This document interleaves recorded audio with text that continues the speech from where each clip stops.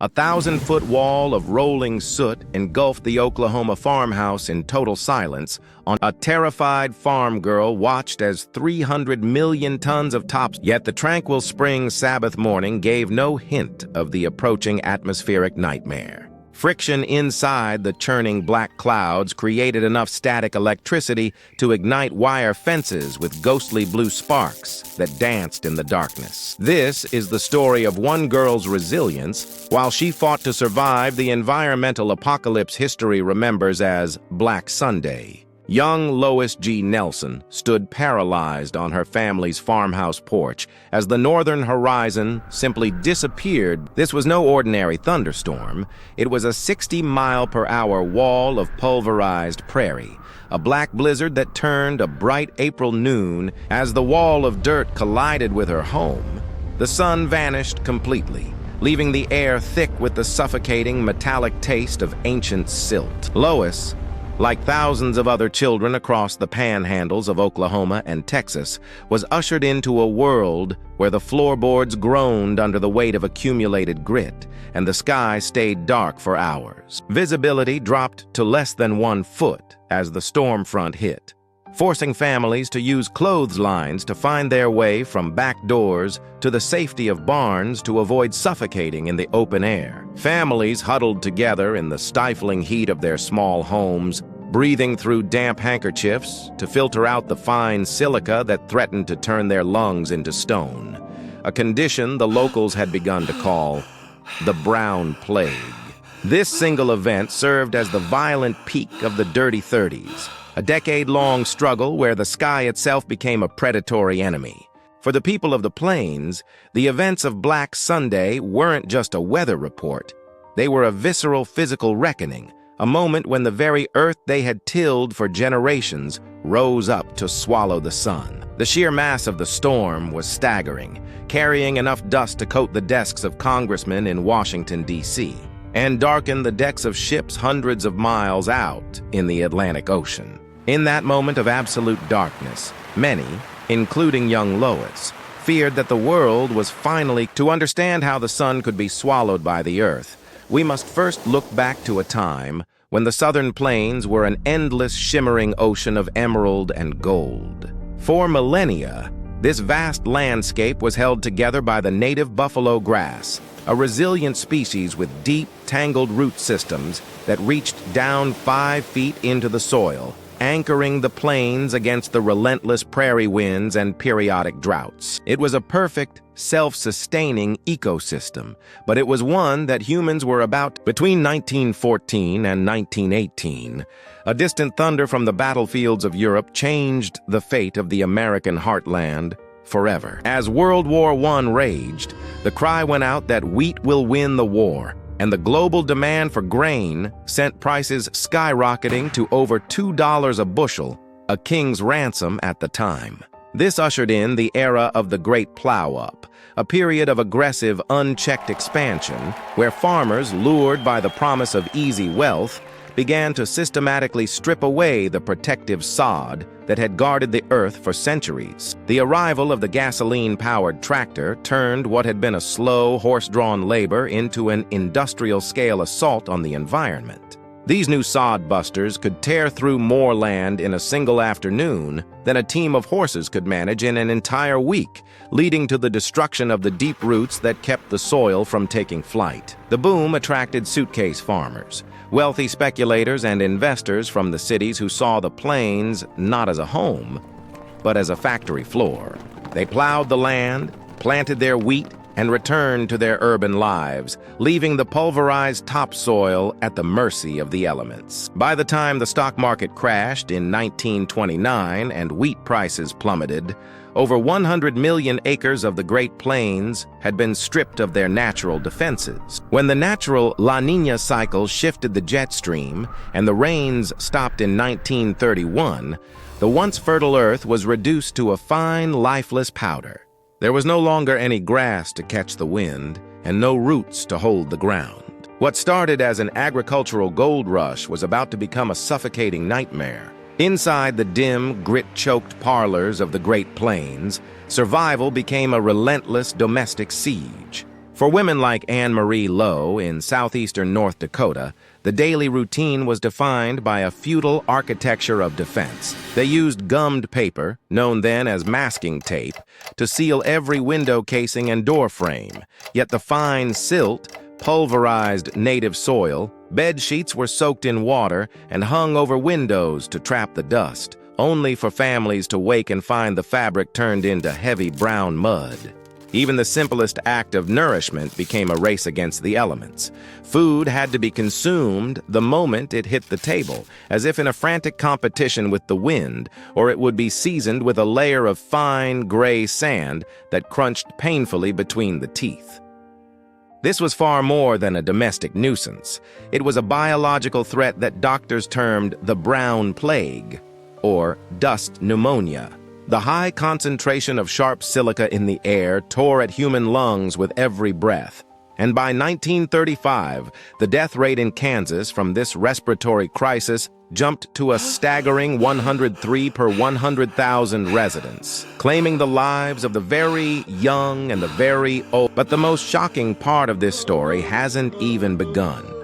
Beyond the physical sickness, a strange, ethereal energy began to haunt the landscape, turning the familiar world into the friction of billions of dust particles moving at high speeds across the parched earth generated massive amounts of static electricity that defied modern explanation at the time. Residents reported seeing blue light, dancing along barbed wire fences in the middle of the night, a ghostly luminescence that signaled the coming of another front. This charge was often so potent, it would short out car engines mid-transit, leaving families stranded in the path of an oncoming wall of dirt. To combat the sparks that could literally knock a grown man to the ground, farmers began dragging heavy metal chains behind their tractors to ground the machines to the parched earth. Through it all, intellectual observers like Caroline Henderson chronicled the crisis from her Oklahoma farm, sending letters to the Atlantic that detailed a world where the very atmosphere had turned hostile to human life. Her writings, much like Lowe's diary, reveal a profound resilience, a quiet, desperate refusal to let the dust swallow the identity of the American farmer. They lived in a world where visibility was frequently reduced to less than a foot, forcing them to tie ropes between their back doors and the barns just to navigate the short distance without losing their way and suffocating in the blinding, suffocating haze. The scale of the disaster soon sparked a mass movement of people unlike anything the nation had witnessed, a desperate migration that forever changed the American demographic landscape. Roughly 2.5 million Americans abandoned their homes in the Plain States, packing what little they owned into beat-up Model Ts and heading west toward the promise of green valleys. 200,000 of these refugees, often disparaged as Okies, settled in California, their faces etched with the exhaustion of the road and the weight of their losses, images captured forever in the haunting black-and-white photography of Dorothea Lange. While these families sought a new life in the orchards of the West, an intense battle was being waged in Washington, D.C., to save the very land they had left behind. Hugh Hammond Bennett, a man who would become known as the father of soil conservation, understood that the crisis was as much a product of human error as it was a shift in climate. As the first head of the Soil Conservation Service, Bennett knew he needed more than just data to convince a skeptical Congress to fund a recovery.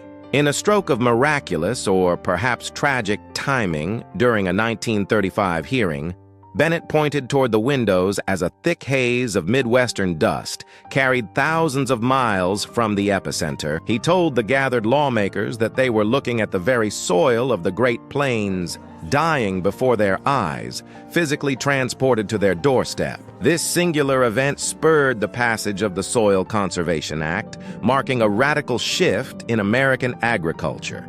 President Franklin D. Roosevelt took command of the recovery effort, establishing New Deal programs like the CCC and the WPA to provide. In 1937, FDR launched the ambitious Shelter Belt Project, An ecological wall of millions of trees planted from Canada down to the Texas Panhandle to act as a massive windbreak against the relentless winds. Farmers were taught new revolutionary techniques like contour plowing, terracing, and crop. This was no longer just a struggle for survival. It was a total government-backed reimagining of the American relationship with the earth itself. The clouds finally broke in the autumn of 1939. After a decade of gray, suffocating grit, the skies over the Great Plains softened and wept. It was not a sudden, violent deluge, but a steady, life-giving rain that signaled the definitive end of the dirty 30s. For women like Anne Marie Lowe and Caroline Henderson, who had spent 10 years fighting a losing battle against the sieve-like walls of their homes, the sound of water drumming on the roof was nothing short of a miracle. But the land they looked out upon was forever changed.